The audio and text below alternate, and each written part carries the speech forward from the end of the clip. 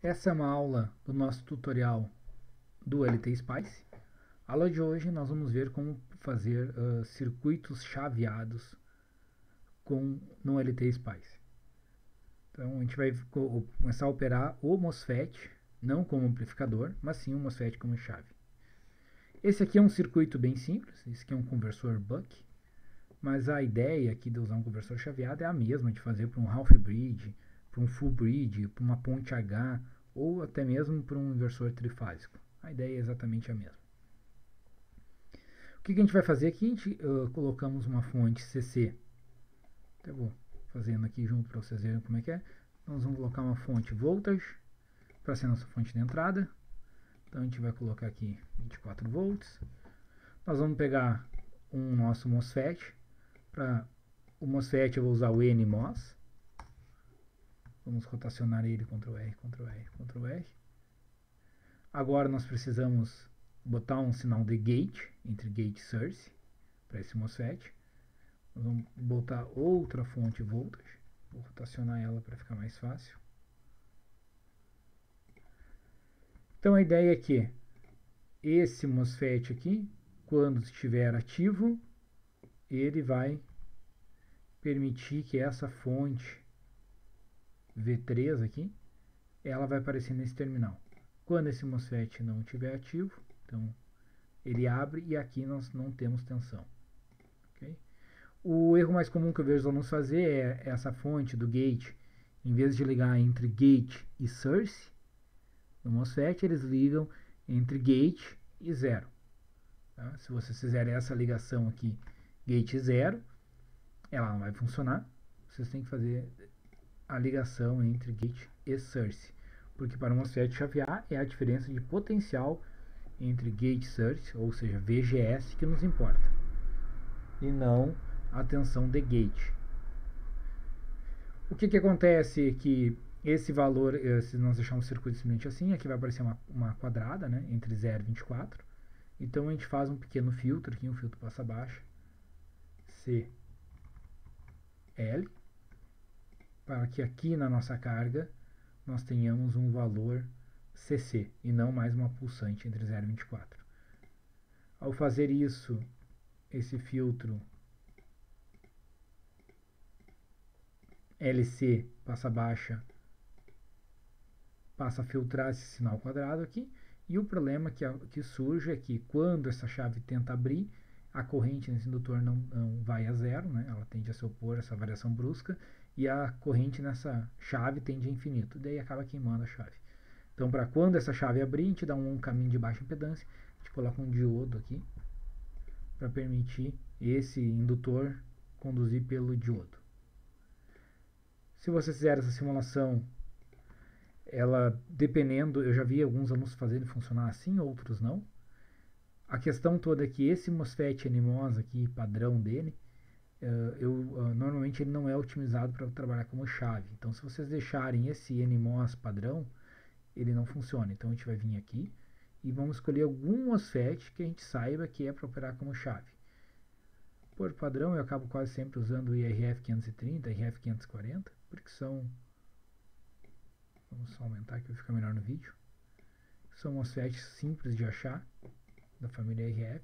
Ó, IRF 510 e IRF 530. Tanto faz. Muda o que? Tensão, corrente que ele vai suportar lá na prática. Mas em simulação não muda muita coisa. Então aqui nós colocamos um MOSFET, uma fonte CC. Esse diodo, ele não é um diodo ideal, apesar de vocês olharem que ele não tem nenhum parâmetro. Ele é um diodo com curva exponencial. Então eu crio um diodo usando o ponto model. Tem uma aula aqui sobre como simular diodos no LTSpice, onde eu ensino a utilizar esse ponto model. Mas basicamente eu fiz um diodo que quando está conduzindo tem 0 ohms, que tem uma tensão direta de 0 volts, quando conduzindo 0.1 ou 100 miliohms, e 99 mega quando ele está em aberto. Ok? Para isso funcionar, a gente só precisa configurar essa fonte que está ligada entre gate e source. Então cuidem para não ligar ela no ground. Nós vamos configurar ela não como uma fonte CC, mas sim como uma fonte quadrada, né? Então a gente usa aqui uma fonte pulsada E a gente vai configurar aqui tensão inicial 0, tensão final.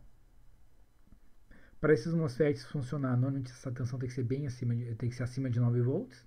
E normalmente acima de 18 eles queimam. Né? Então os valores usuais de vocês encontrarem são fontes de 12 ou 15 volts. Okay? Tempo de delay, se vocês quiserem dar um tempo até subir. O rise e o fall aqui é o tempo que ele demora para subir, ou seja, quando ele vai fazer uma quadrada, aquele valor não é exatamente 90 graus. Né? Então a gente coloca aqui 0,1 micro, só para ter um valor não zero. E digo, não coloquem zero, porque se vocês colocarem zero aqui, o LT Spice não usa zero, ele vai chutar um valor que o algoritmo dele gera. Então não coloquem zero, mas indiquem para ele que vocês querem um valor pequeno. Okay? Aí o tempo que ela vai ficar on tem a ver com o período de chaveamento de vocês. Nessa aqui eu estou usando 25 microsegundos,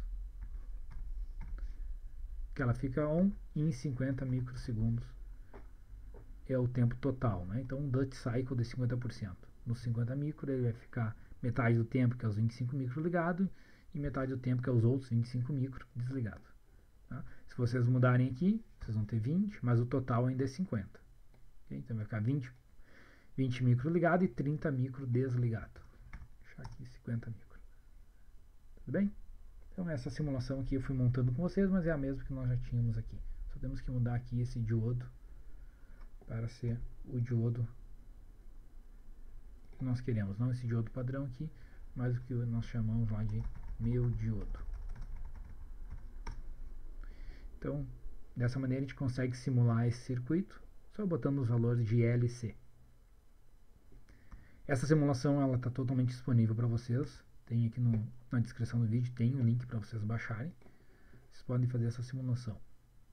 Então basta dar um run aqui. Vocês vão ver. Eu fiz uma análise transiente. E aqui até... Desculpa, esqueci de falar isso antes. Eu fiz uma análise transiente por um tempo de 20 milissegundos. Botei para ele não salvar aqui o tempo inicial, só para facilitar um pouco, porque senão ele fica de um leve transitório para entrar em regime. E aqui o time step eu botei 1 e 8. Por que isso? Se vocês deixarem isso aqui sem nada, o LT Spice vai chutar um valor para vocês. Eu botei 1 e 8 por causa desse nosso período, nessa frequência de chaveamento aqui. Está 50 micro, então eu coloquei aqui um valor compatível com essa frequência de 50 micro. Tá? 50 microsegundos aqui. Tá? Então, a nossa simulação finalizada, a gente pode medir a tensão de entrada, nossos 24 volts, e a nossa tensão de saída lá, depois em regime, em torno de 12 volts aqui.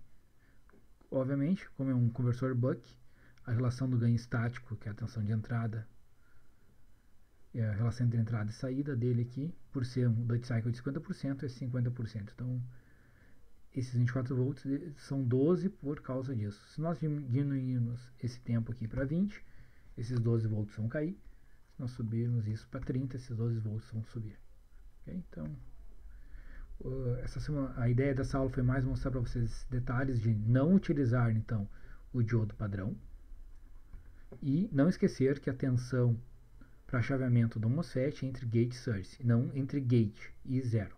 Tá? Porque caso no buck, o nosso source não é o próprio zero. Né? Outra topologia, como o boost, e até tem essa facilidade de ser a mesma. Okay? Esse arquivo de simulação está para vocês aqui no link na descrição. Espero que vocês baixem e testem em casa e aprendam a utilizar esse software. É isso aí, pessoal.